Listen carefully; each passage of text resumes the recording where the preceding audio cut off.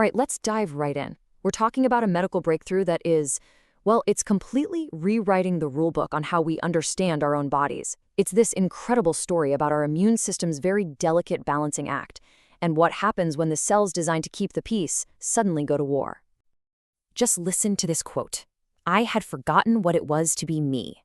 That's from Miley D. Gonzalez, who's been battling the autoimmune disease lupus for years. And wow, that just hits you, right? It gets right to the heart of why this all matters so much. When your own body is attacking you, it can feel like you're literally losing yourself. It's a powerful, powerful reminder of the human cost when this system goes haywire. So what's this big dilemma our immune system is up against? Well, think about it. It can mess up in two totally opposite ways, right? On one hand, you've got autoimmune disease. That's friendly fire. The system is just way too aggressive, and it starts attacking our own healthy cells. But on the other hand, you have cancer, and that's where the system is too passive, it's too quiet, it lets these dangerous rogue cells just hide in plain sight. It's this constant, delicate dance between doing too much and not doing nearly enough. So for decades, scientists have been hunting for the master control, the off switch for the immune system, and that search led them to these incredible cells, the system's own peacekeepers. The story of how they found them is like a great piece of scientific detective work. You know, this discovery is so huge that pretty much everyone in the field agrees it's a shoo-in for a Nobel Prize. The key players we're talking about are three scientists, Shimon Sakaguchi, Mary Brunko, and Fred Ramsdell. They're the ones who really identified the immune system's security guards, the cells that stop our defenses from just completely running amok. Now, what's so cool is how all the puzzle pieces came together from totally separate lines of research. It kicks off in '95. Shimon Sakaguchi, kind of going against the grain at the time, finds a new kind of T-cell that could actually calm the immune system down. Then, jump to 2001. Mary Brunko and Fred Ramsdell stumble upon the genetic key, a single gene they called FOXP3. They found that a mutation in just that one gene caused a horrible autoimmune disease in mice. And then, the big aha moment in 2003. Sakaguchi connects the dots and proves that FOXP3 is the exact master switch that creates his suppressor cells. It all clicked. And just like that, an entirely new field of immunology was born. These cells got their name, regulatory T cells, or Tregs for short, and you've got to think of them as the immune system's designated peacemakers. They're constantly on patrol, making sure our body's powerful army is only pointed at actual enemies, not at ourselves. Okay, so we know what Tregs are, but the really amazing part is how they do what they do. How do these little cells stop a full-on immune assault right in its tracks? Well, the answer is this beautifully elegant little mechanism, right? I mean, it's one thing to say they're peacemakers, but how do they actually enforce that peace? How do they walk up to a rampaging immune cell in the heat of battle and say, hey, you need to stand down, now? Probably the best way to picture this is to think about driving a car. You need a gas pedal to make it go, obviously, but just as important, maybe even more important, you absolutely have to have a brake pedal to keep things under control. Okay, so let's get into the nitty-gritty of how this works.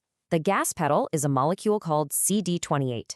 To accelerate an immune response, it needs to link up with another molecule called B7. But our Treg peacemakers have a secret weapon, the brake pedal, a molecule called CTLA4. And here is the absolutely brilliant part. CTLA4 is like a super magnet for B7. It's just way, way stickier than the gas pedal. So it swoops in, hogs all the B7 for itself, and boom, slams the brakes on the whole operation. And when you look at the whole process, you see just how elegant it is. It's a perfect self-regulating loop. An immune response kicks off, and that signals the Tregs to put more of these CTLA4 brakes on their surface.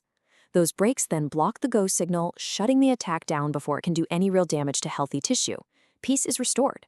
It's just beautiful.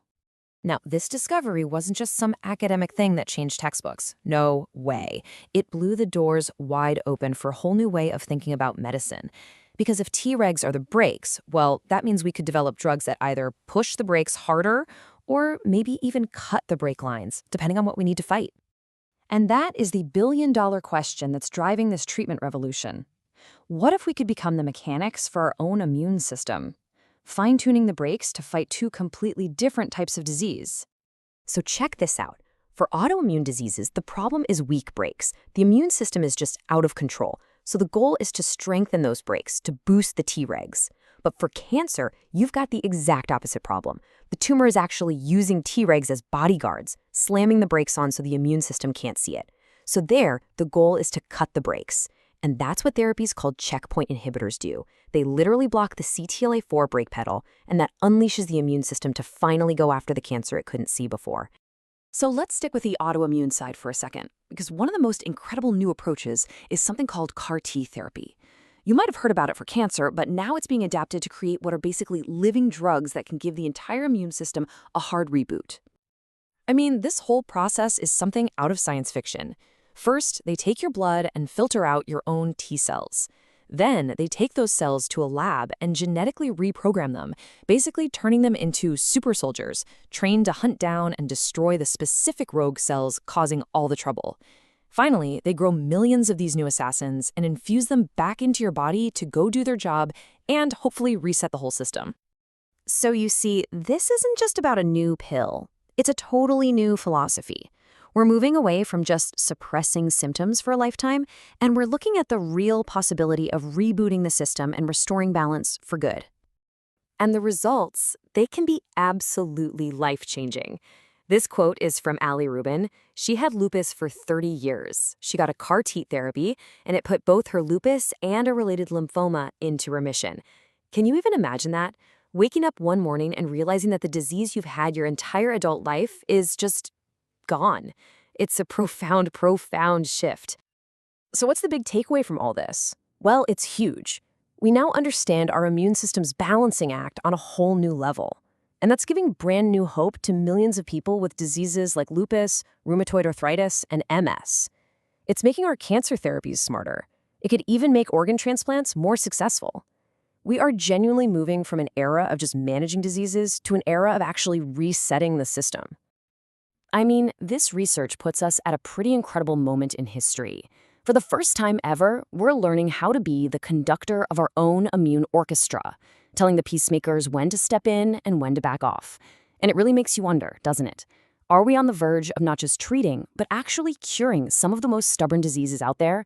Only time will tell, but the future looks incredibly bright.